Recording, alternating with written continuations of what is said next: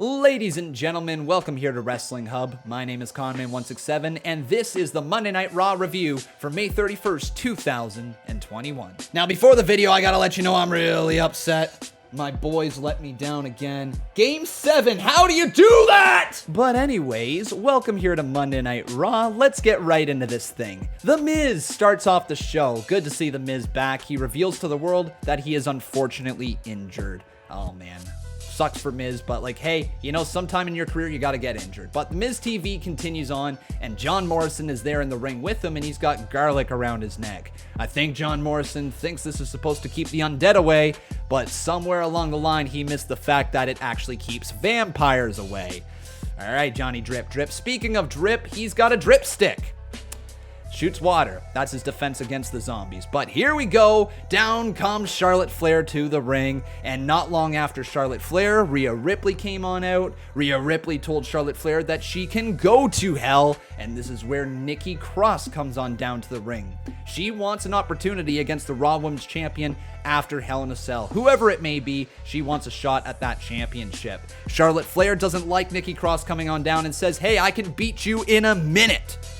Well, I bet you know where this is going to lead. We get another beat the clock match, this time between Charlotte Flair and Nikki Cross. Thought it was going to be only 1 minute on the clock, but it's 2 minutes. And Charlotte Flair now has to defeat Nikki Cross in under 2. Otherwise, Nikki Cross beats her just like she beat Rhea Ripley last week. Well, Nikki Cross survived the 2 minutes. She beats Charlotte Flair, and Charlotte was not impressed. This one is a lot better than last week, in my opinion. It didn't make Charlotte Flair look stupid. It actually made Nikki Cross look smart. As opposed to last week with Rhea Ripley, she just lost track of the time. It didn't make anybody look good. So this match was much better than last week, but Charlotte Flair loses to Nikki Cross. We then cut backstage where Matt Riddle is asking Damian Priest to teach him Spanish words. This is where Randy Orton comes backstage and has a little conversation with Riddle. Tells him he wants him down there at ringside with Randy Orton.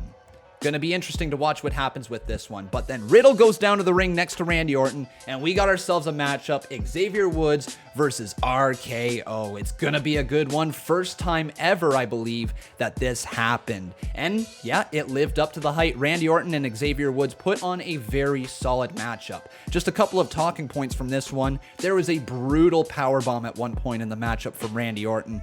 And Randy Orton in the end, just like Riddle did last week, defeated Xavier Woods with his tag team partners finishing maneuver. Randy Orton hits the Bro Derek for the 1, 2, 3, and much to the surprise of Riddle loves seeing him hit his own maneuver on him. So we'll see where this continues to go, but Riddle goes down into his pose. Randy Orton goes behind him and doesn't actually hold the pose, leaves the ring. So they're building up towards them posing together. They're not exactly on the same page, but it certainly seems like Riddle and Orton are moving forward as a tag team. Bobby Lashley is backstage and he has 5 different girls with him yet again. Bobby Lashley, this is like 15 women in 3 weeks. Dude, chill out. But Bobby Lashley looking like a champion. They're basically just talking about the match to come later tonight between Kofi Kingston and Drew McIntyre. We'll talk more about that in just a moment. We then get a match between Shayna Baszler and Reginald, an intergender matchup. And this one was, I guess, okay. Sure, we'll go with okay. Because Shayna Baszler looked good in this matchup. I just didn't like the fact that Reginald beat her in the end. But that is what happened. Reginald actually got a little bit of a distraction finish thanks to some fire popping up in the corner. We've been seeing that in the last few weeks. Rolls up Shayna Baszler for the 1, 2, 3, and that's that. There's really not too much to talk about with this match other than the fact that the fire yet again popped up when Shayna Baszler was in the ring. So it makes you wonder, is Alexa Bliss targeting Reginald? Is she targeting Shayna Baszler? Is she trying to get Reginald's attention so she can go after Nia Jax? Like, what is Alexa Bliss doing? Let me know in the comments below. Then we got a match that there is nothing to talk about. Mason T-Bar versus the Lucha House Party. Mason T-Bar win. Okay. We then hear from Sheamus, who has an interesting challenge to issue to Humberto Carrillo and Ricochet. He wants them both in the ring tonight, but he doesn't want them at the same time. He wants them one after another. So first up is Ricochet versus Sheamus, and then it will be Humberto Carrillo versus Sheamus. These matches, you know what? They serve their purpose. They built towards this eventual US title match we're going to get between Sheamus, Ricochet, and Humberto, and it was very entertaining to watch. Halfway through the match, Ricochet was in a really tough position. Humberto Carrillo's music hits, and out comes Humberto, allowing Ricochet to pick up the distraction finish. Rolls up Sheamus for 1, 2, 3, and Ricochet picks up the win. The next match we get after that one is Humberto versus Sheamus, and again, a hard-fought matchup. This one actually got a lot more time than Ricochet did with Sheamus, but there was a brutal spot in this matchup where Sheamus's nose actually got busted wide open. There was blood all over the place. Looked really nasty. So I hope Sheamus is okay, but what a nasty shot there from Humberto to break his nose. But in the end, Sheamus lost to Humberto as Humberto rolls him up for the 1, 2, 3. You gotta thank the distraction finish for that one. And this leads us towards, once again, that match that I mentioned before, the US title match. Possibly a triple threat, Humberto and Ricochet going up against Sheamus. Should be a good one. Couple of quick matches to talk about right here. We got Lana and Naomi going up against Team Flex. Mandy Rose and Dana Brooke picked up the win with the Samoan drop neckbreaker combo as their new finisher. They kind of botched the ending of that one, but in the end, they still pick up the win. And then Shelton Benjamin versus Cedric Alexander happened yet again, but this one was over before it even began. Like less than a minute. I want to say like 20 some odd seconds. Cedric Alexander beats Shelton Benjamin with that handspring kick to the face. So good for Cedric. Hopefully he's done with this whole Shelton Benjamin story. Now we're just going to swing backstage for a moment as Kofi Kingston has a promo to cut for the entire WWE Universe. He's talking basically how he has beaten Bobby Lashley in recent times while McIntyre has not done so. He again reiterated how he didn't appreciate the shot that McIntyre took at him the week before, and that built up Kofi Kingston's energy. He's ready for this match against Drew McIntyre. But in this promo, he actually mentioned Brock Lesnar, which was the second time Brock Lesnar was mentioned on the show. Are we close to Brock Lesnar coming back? What do you think? Let me know in the comments below. Then we got ourselves AJ Styles and Omos putting the Raw Tag Team titles on the line against Elias and Jackson Ryker. This one, to be quite honest, it had a turn in it that I did not see coming. I did not expect to see Elias turn his back on Jackson Ryker. Midway through the match, Ryker goes to tag in Elias, and Elias just leaves him high and dry.